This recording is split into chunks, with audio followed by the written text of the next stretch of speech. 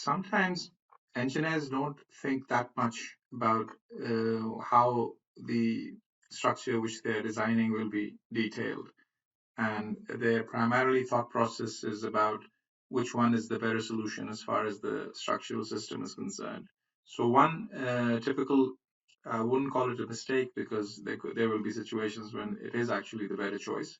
But one typical way of working is that instead of keeping the last horizontal brace in this direction so that it doesn't frame into the column, what engineers will do is they will actually enter this horizontal brace like this in their model. And on the assumption, so let me just convert that into, turn it up, bring it down, take it down, whatever, 80 millimeters or 90 millimeters if I want to. Yeah. And the assumption is that we need to take these loads to the column, and that's the best solution, that the final chord of the truss should be approaching the column rather than beams. Now, I can accept that that is obviously a better solution as far as the structural strength is concerned, but you can immediately see the kind of problems it's going to create as far as the detailing is concerned. So this is what the detailer will be faced with. This is the situation which he will need to find a solution to. Now, if you were really pushed into detailing this joint now, one thing we could try could be just using the corner bolted gusset command and directly maybe applying it, maybe trying to connect this brace to the beam. So what we can do is select the beam, select the brace, and select the end plate, and a connection will be created. And we can look at it. So let's zoom out and select these ones only so that it don't get it in our way, and go like that. Yeah. And now we can see what we have achieved. So it seems to be working when we look at it superficially, but there are problems with the bolts over there. They're too close. So maybe what we can do is we can go into our end plate macro over there, and instead of maybe just give it a little bit of a distance, so make it go like 100 and then 50 more, so that there is a distance between the bottom bolts and over there. And maybe we can also bring this down a little. Instead of 90, we can make it 110. So this might look a bit better. Yeah. But the problem with this is, which you can see, that if you look at the transfer of loads, it's going to come like that. And there's going to be a lot of eccentricity as far as the connection. So if I were to just select this beam over here and select the assembly and say show only, you can see immediately that the loads coming in like that will, or pulling, tagging out at it, are not really, they don't really look very nice. So what we could try doing is moving the working point of this brace. Right now, the working point is right at the center of the column. Another issue with this connection, obviously, right now is that this whole connection now needs to be rethought out, because as far as the program is concerned, the program only knows that this beam is probably taking just shear forces, because in the analysis, this one will be connected to the column, and there will be no net result of the internal forces of this brace on this beam. But if we were to connect this horizontal brace to the beam directly, then the components of this will be actually transferred to the end plate, and from there they could be transferred to the beam also. So we could have a horizontal component like this, which would create tensile forces in the beam, which will not be visible from your normal analysis results. Normally, your analysis package will tell you that this load is being transferred directly to the column, but it's the way we connect it which makes all the difference. And if you connect it like this, then we will get, so if let's say there's a load of 10 tons in this horizontal brace, so maybe a component of that could be 5 tons. So that component could be acting as tensile force in this beam. And if there's a 5-ton tensile force on this beam, then this end plate is probably just not sufficient, because the thickness of this end plate is 15, and you might need a much thicker maybe 25 meter thick end plate, because that plate will be in tension now, simply because of this extra tensile load, which we just didn't know existed. That's one side of the story. Whenever you connect stuff onto the side beams and not take it directly to the column, you will have to reconsider the whole design of the connection over there. And obviously, the other problem which we have is that this load is not really directed. At least, what would have been better that if we could have had an angle in which this direction was going to the center of the beam rather than so eccentrically. So what we can think of maybe that we can use our manual adjustment commands and say adjust the frame manually, select this one, select this point, and give it a shift of say dy, maybe minus 100 might be a good idea. Yeah, if we do that, we see that we've shifted the working point about 100 millimeters in this direction, because this is the y direction and this is the x direction. So when we do that, we see that now it looks much better. And we are actually now going a bit towards the center of the beam, and this is probably a better way to deal with this problem. But like I said, once again, even if we do this, what we need to reconsider is the thickness of this plate. And that needs to be our primary concern, because now we're going to have large axial forces. So maybe what we need to do is go into our end plate command and actually change the end plate thicknesses over there as well for it to work. But what if we did not want to shift this towards the beam and actually wanted to take the loads directly to the column?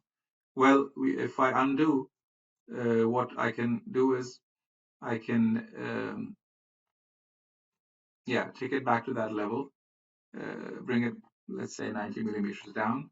And now I see that first of all, it's impossible to take it to the column as it is. It's directly hitting the column from the sides. So I need to shift it to sort of make it go and pass through this little opening which we have over here. This little opening over here. Maybe that's an option which I have.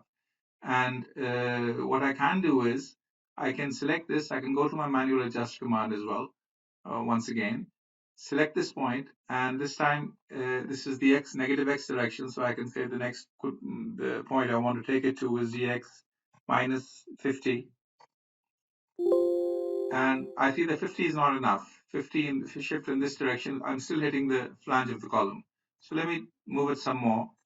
Let's move it another 50, and we're still hitting the face of the column, and I need to move it even further. So let's move it from here, and this time let's say dx minus 20, maybe it's going to work. Yeah, so after this trial and error kind of a solution, I see that my brace is now actually passing through this little gap which I have over here, and I've got a very narrow place to work. If I were to look at it from the top, I can see like that, and if I change my draw modes, I can now see that my stiffener plate is over here, my element is over here, and I've shifted it about 120 millimeters over here. But now I have the advantage that I can actually directly somehow find a way to connect it to the column, maybe. So if I were to rotate it back, I could think of maybe a solution in which instead of putting it 90 down, I can bring it. So let me check the thickness of this plate. The thickness of this plate is 12 millimeters, the stiffener over there. So maybe instead of taking it 90 down, I can just take it 12 down. And now it's really touching the underside of the plate.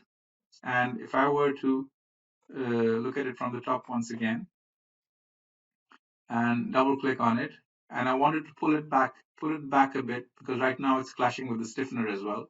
So maybe what I can do is I can make this 96 just a bit longer, the pullback. Yeah.